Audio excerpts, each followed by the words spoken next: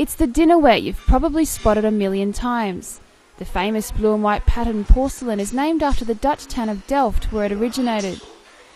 But the style found so commonly in kitchens and dining rooms has this place to thank for some of its worldwide popularity.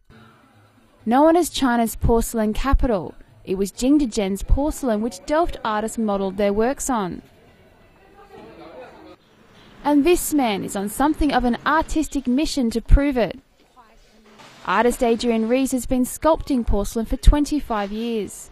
The Dutch sculptor has travelled the world looking for artistic inspiration. When he set foot in Jingdegen, in China's southeast Jiangxi province, he knew he'd found it. It's really like a grip. And that's something you will also see a lot in my work. So that's physical, that it looks like a human body part, and this is very physical because I really touch the clay, and that's also very typical in my work. So you can find in that in many of my works. This is quite rough, but well, everything you can just see that they do it by hand. So when I'm sculpting, I don't like to use tools. The only tools I really like to use are my own fingers. And that you can clearly see back in the piece. So. But there is no place on earth that changed me so much and influenced me so much as Jingdegen. And it takes more than a lifetime to see everything in this, for Chinese standard, small town. Because there are thousands and thousands of possibilities what you can do in ceramics, especially in porcelain. And every corner I take and every new street I find in Jingdegen, I find new ceramics and new workers and new craftsmen.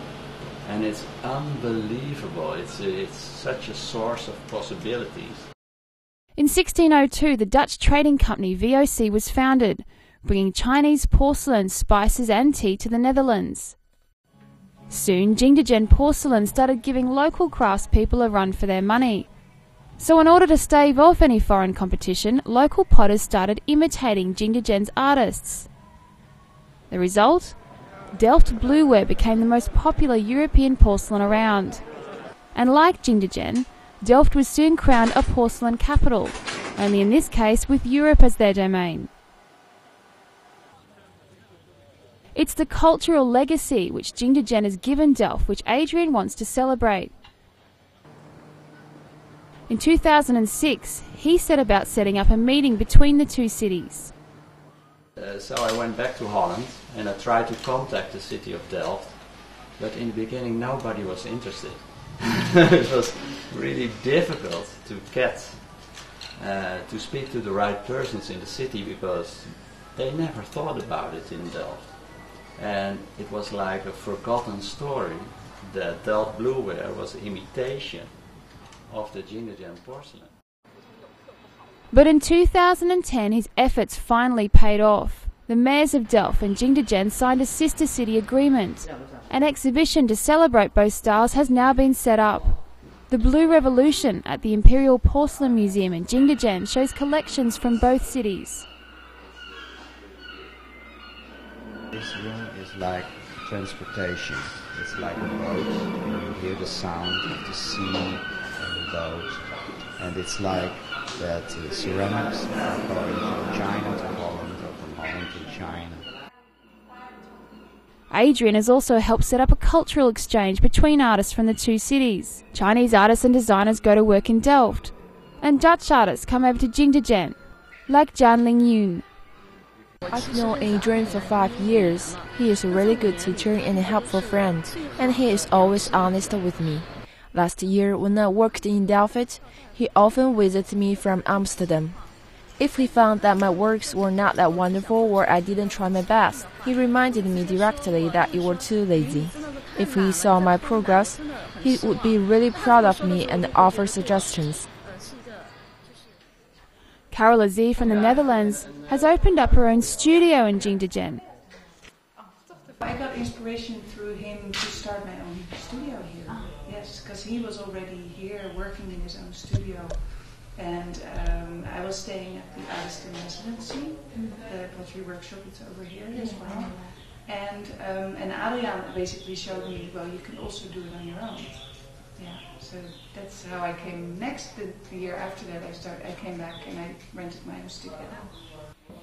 Always on the lookout for inspiration, Adriaan combines East and West in his work. Like this piece, which uses the likeness of famous Chinese general Guan Yu and Christian themes. For me, it was like a very typical traditional sculpture piece made in Jingdezhen, but high technique, but not beautiful for me. too wild but very well done. So I'm also impressed by it.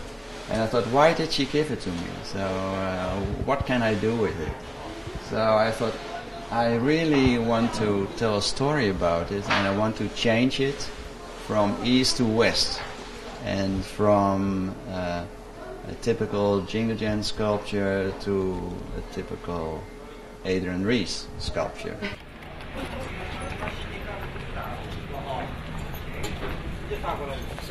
He's become well known among the Chinese artistic fraternity here, often collaborating with local artists and craftspeople. Like in Holland, it's very hard to find to make a mold maker, and when you can find, it's very expensive.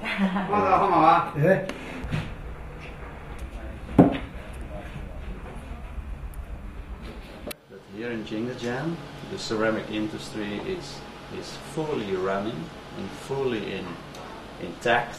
It's like everything is here, from the clay to all the sorts of craftsmen and ways of firing and ways of using ceramics.